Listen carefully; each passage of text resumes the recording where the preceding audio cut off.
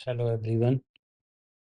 आज हम इकोनॉमी के कुछ इम्पोर्टेंट टॉपिक डिस्कस करेंगे, जैसे जीडीपी का मीनिंग। जो लास्ट लेक्चर में मैंने डिस्कस किया था, प्रॉपरली जीडीपी समझाया था कि किस तरह से एग्जाम्पल के साथ एक एक चीज क्लियर की थी।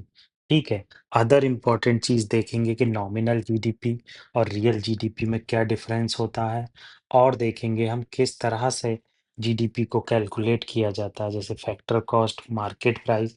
ये सारी चीज़ें हमारे द्वारा देखी जाएँगी। कुछ इम्पोर्टेंट प्रीलिम्स के एमसीक्यूज़ हैं, ये आपको ज़रूर पता होना चाहिए, जो पीवाईक्यू टाइप हैं, जो हमने वेरियस न्यूज़पेपर और वेरियस स्टैटिक बुक से बनाए हैं। ठीक है? तो हम यहाँ पर पहले डिस्कस करेंगे कि जीडीपी एट मार्केट प्राइस और जीडीपी नॉमिनल क्या होता है। देखो, ये इम्पोर्टेंट टॉपिक है। मेरा आपसे एक रिक्वेस्ट है कि आप हमारे चैनल को सब्सक्राइब और लोगों के साथ शेयर ज़रूर कर दें। उससे क्या होता है कि लोगों तक पहुँचती है वीडियो, तो एल्गोरिथम में ईज़िली चीज़ें लोगों को मिल जाती हैं, और अगर वो लोगों तक नहीं पहुँचती है, तो लोगों तक वो चीज़ें मिलती नहीं हैं। तो आप ये मेरी रिक्वेस्ट है कि हमारे चैनल को सब्सक्राइब और शेयर ज़रूर करें।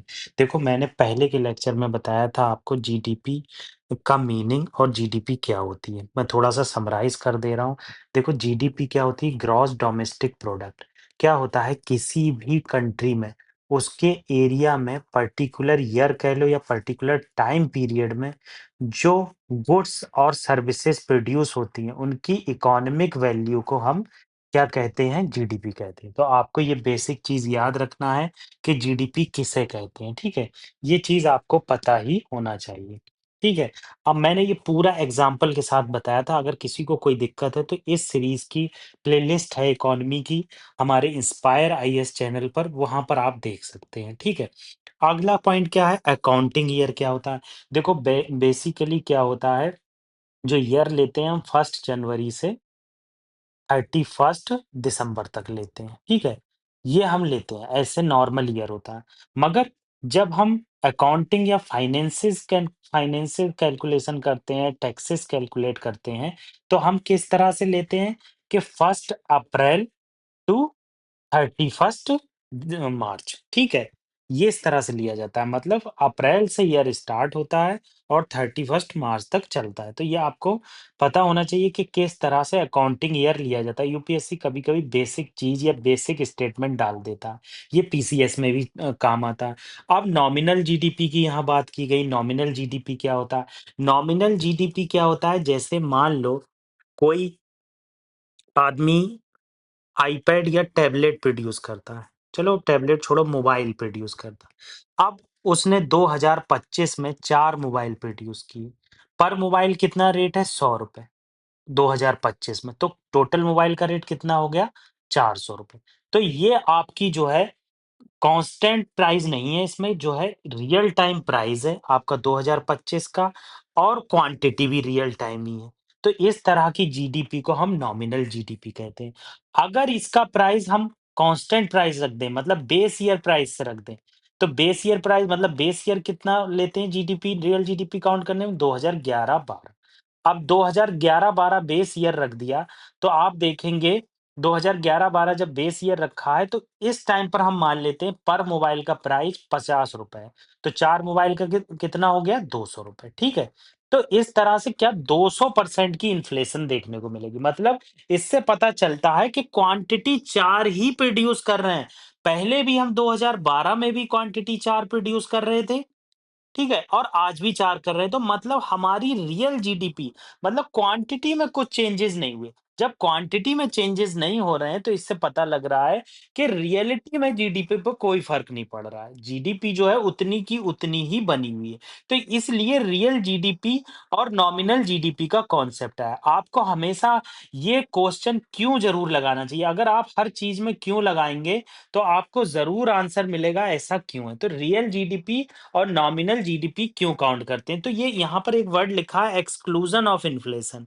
इसका मतलब ऐसे आपको समझ में नहीं आता, एग्जाम्पल से आपको समझ में आ गया कि किस तरह से अगर मैंने बेस ईयर प्राइस लिया, तो ₹200 का डिफरेंस आया 2025 और 11-12 के टाइम पीरियड में। तो ये 2000 का ₹200 का डिफरेंस बताता है कि एक्चुअली इन्फ्लेशन बढ़ी है, ना कि हमारी क्वांटिटी बढ़ी। तो आपको ये बेसिक चीज़ पता होना चाहिए कि क्या कह रही है जीडीपी और नॉमिनल जीडीपी और रियल जीडीपी। अब नेक्स्ट टर्म आ जाता है जीडीपी एट मार्केट प्राइस। अब मार्केट प्राइस का क्या मतलब है? देखो जीडीपी और मार्केट प्राइस का ये मतलब होता है जब जीडीपी को हम काउंट करते हैं, तो किस तरह से लेते हैं? देखो अगर GDP at market price 1 minute में यहाँ पर एक्स्ट्रा स्लाइड ले लेता हूँ, जिससे आपका क्लियर हो जाएगा। अब क्या मैं बात कर रहा हूँ जीडीपी एट मार्केट प्राइस। अब जीडीपी एट मार्केट प्राइस का क्या मतलब है?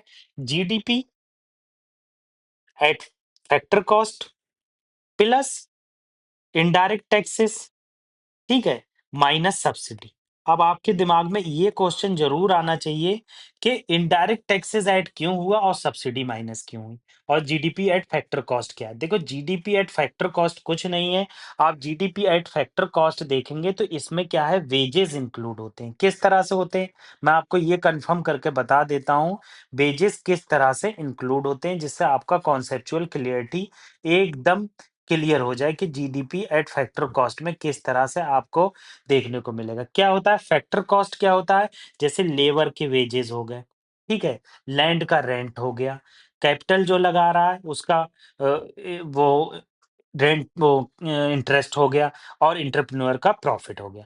तो ये फैक्टर कॉस्ट में ऐड होते हैं। तो जीडीपी जब हम ऐड फैक्टर कॉस्ट निकालते हैं तो इसमें आप देखने को मिलेगा कि इनडायरेक्ट टैक्स माइनस होते हैं और सब्सिडी प्लस होती है। क्यों होती है? अब ये एक एग्जांपल से समझ लो। जीडीपी एट फैक्टर मान लो कोई फार्मर है।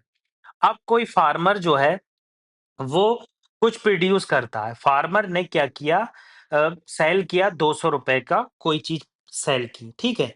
अब इसमें जो है फार्मर ने जो सेल किया है उसमें उन्हें टैक्स लगा 50% और गवर्नमेंट ने सब्सिडी दी ₹100।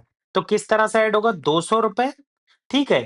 अब माइनस ₹50 प्लस ₹100, ठीक है? तो यहाँ पर कितना आया? ₹250।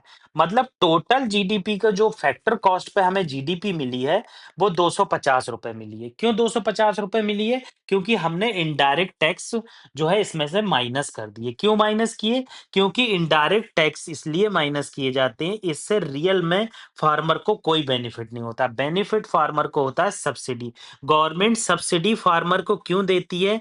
गवर्नमेंट सब्सिडी इसलिए देती है ताकि वो इनकरेज कर सके फार्मर को पर्टिकुलर क्रॉप को उगाने के लिए, मतलब उससे ज्यादा से ज्यादा प्रोडक्शन हो और उसकी पैदावार ज्यादा से ज्यादा हो।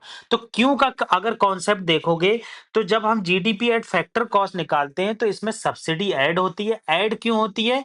ऐड इसलिए होती है ताकि किसान को रियल में उससे बेनिफिट हो और उस बेनिफिट से वो प्रोडक्शन उस क्रॉप का ज्यादा से ज्यादा करे। और इनडायरेक्ट टैक्स माइनस होते हैं, माइनस इसलिए होते हैं इससे फार्मर को कोई बेनिफिट नहीं होता है।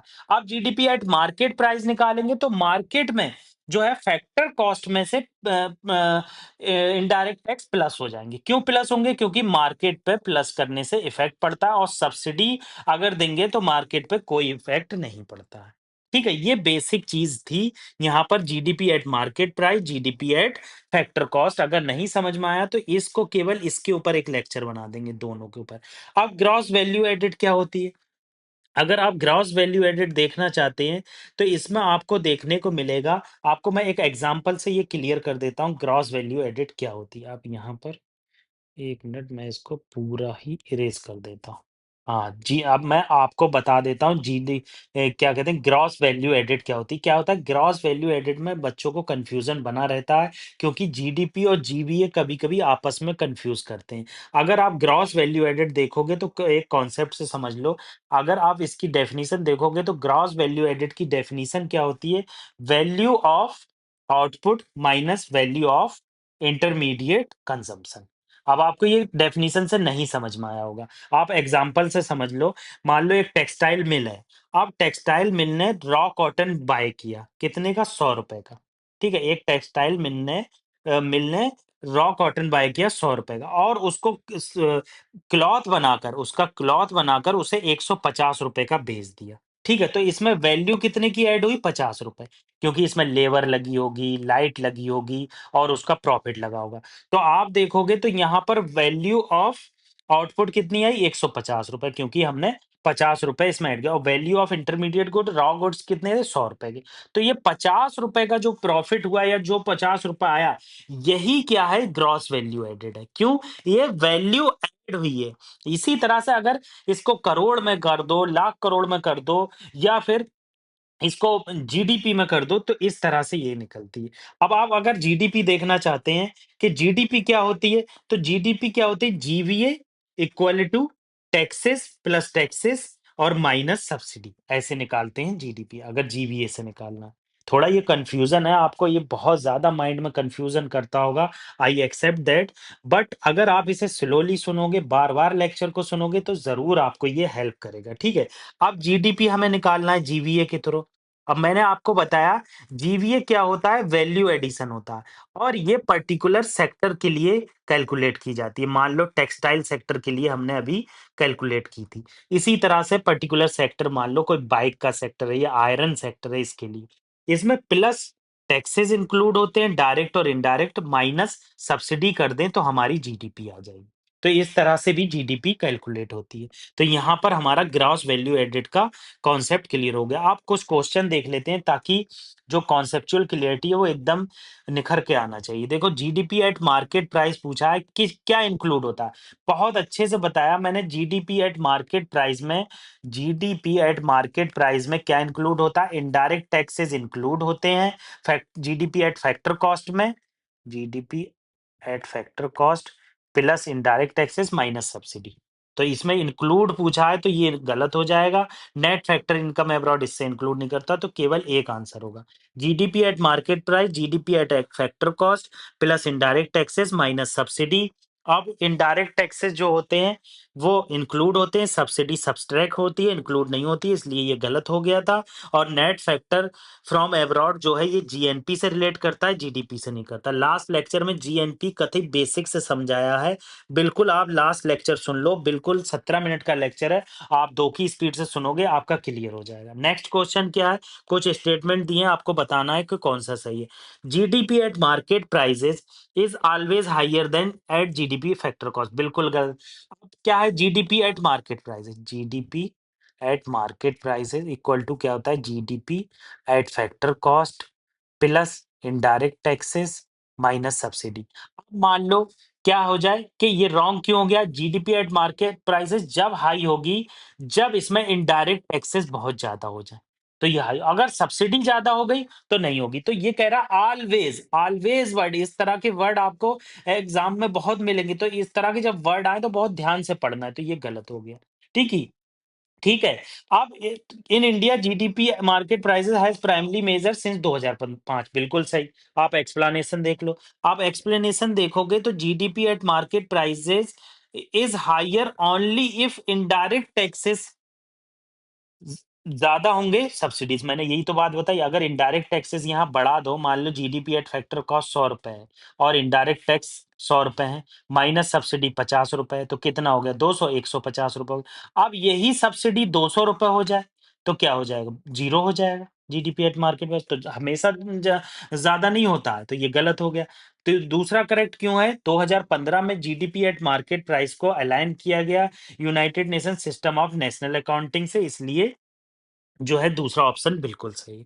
तो ये हमने बेसिक कॉन्सेप्ट डिस्कस किए जो आपको पता ही होना चाहिए। Thank you very much. हमारे चैनल को सब्सक्राइब कीजिए, शेयर कीजिए, लाइक कीजिए प्लीज़, ताकि गरीबों तक ये फ्री इनिशिएटिव पहुँच सके। लोगों के पास फीस नहीं होती है। प्लीज़ आपसे रिक्वेस्ट है लाइक, सब्सक्राइब और शेयर ज़रूर करें। जितनी ज़्यादा रिवीज़न उतनी करीब सक्सेस।